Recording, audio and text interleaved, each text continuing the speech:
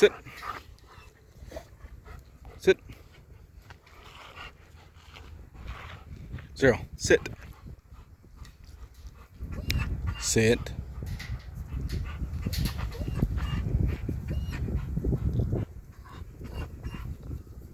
Good boy. Off.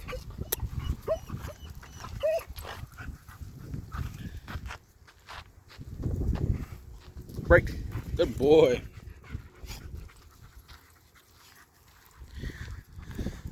Alright, we're out here on another walk.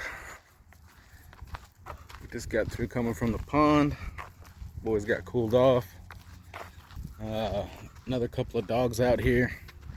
Did alright with passing them by. His social graces are getting better. As long as he's exercised first, and preferably the other dog has been exercised as well, so they're not meeting each other with all that energy. He's done fine. I've put him around 4 or 5 different dogs, small dogs, big dogs, male, female. He gets a little rowdy, and then you just have to tell him no like you mean it, and he'll listen and back off. I haven't had an issue with him going in on a dog and then me telling him no and him continuing what he's doing. But like I said, you have to say it like you mean it. It's nothing soft. This is a big guy. He's 100+ pounds, so we have to mean what we say and follow through with that. And if you're able to do that, then he's been great. On leash, off leash. He did so with my sister's golden retriever. She has a little Malamute, Maltese, I mean. And then there's another little cattle dog there, and he did okay. The cattle dog was a little in the face. I had to break him up a couple of times, but that was more the other dog's fault. His lot of energy, never gets walked or anything. So this guy was exercised. You know, I had him in the pool for about an hour before he met everybody, and he did okay. He did great at Fiddlesticks, meeting the farm animals. There was a whole lot more that I didn't shoot because it's hard to shoot and maneuver him and still be shooting directions to my nephew and stuff like that. So he did get a whole lot more farm animal experience that wasn't shot, and he did great. And like I said, just him getting to use his nose more every day and smell new things, he's been getting a whole lot better on everything. Listening. Oh, sit. Even from a distance, he's good. Let's go. His recall's getting better. On leash for sure, but at the house and then off leash out in the open, still working on that. He's better than he was, but there's butterflies and stuff. He'll take his time to come back, which is why we do that off leash out there where there's really nothing that he can hurt or can hurt him, in case he decides not to. You know, there's no roads that he can run into and get hit by traffic or whatever, or other dogs that he can get into a fight with. Like I said, him and Zero are pretty good. Hey. So just with his few good walks in the morning, like I say, it's the perfect temperature right now for them to be outside, and he loves being outside, guarding the yard. It's a job he likes to do.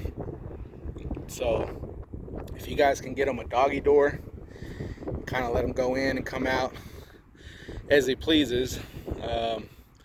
If there's stuff out there you don't want him to mess with, like he pops every single ball that's out there. He popped the volleyball, he popped the tether ball at Fiddlesticks. I bought him 2 soccer balls, he popped those. Football, anything he gets his mouth on, it's got a very strong bite. He pops it. So there's some Spec Ops canine tug balls and stuff that are pretty indestructible. There's a couple of them that I've been using with him. He likes them. Plays fetch all day and he doesn't destroy them. They're pretty tough to mess up, so he does good with those. I'd recommend y'all buying him a couple. And you're gonna have to maybe keep the yard clean if you have them out there and you have some stuff that you don't want them to mess up. As far as furniture and stuff like that goes, I've never seen them try to tear up the furniture or anything like that, but like I'm with him all the time, so I don't know what he'd do if he was left out there by himself. But other than balls and shoes, I haven't seen him try to grab anything. So as long as he's exercised, like I said, has enough exercise through the day, his listening and behavior inside the house is a whole lot better than when I first got him.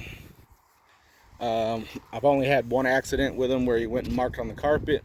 I caught him and took him outside. So he does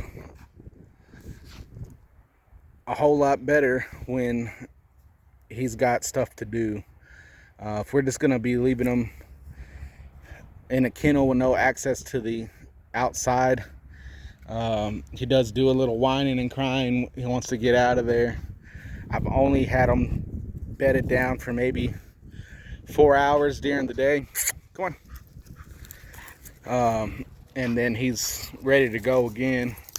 He wants to be outside. Let's go. So definitely doing a whole lot better. Let's go. I say he loves these, anything flying, he wants to chase it.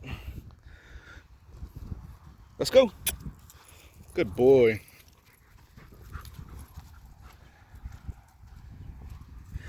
If he wasn't on this deal, there was a pig and a couple of rabbits that he might have got a hold of. He's pretty fast. And like I say, once he's clamped onto something, he's on there. Been working on his out command too.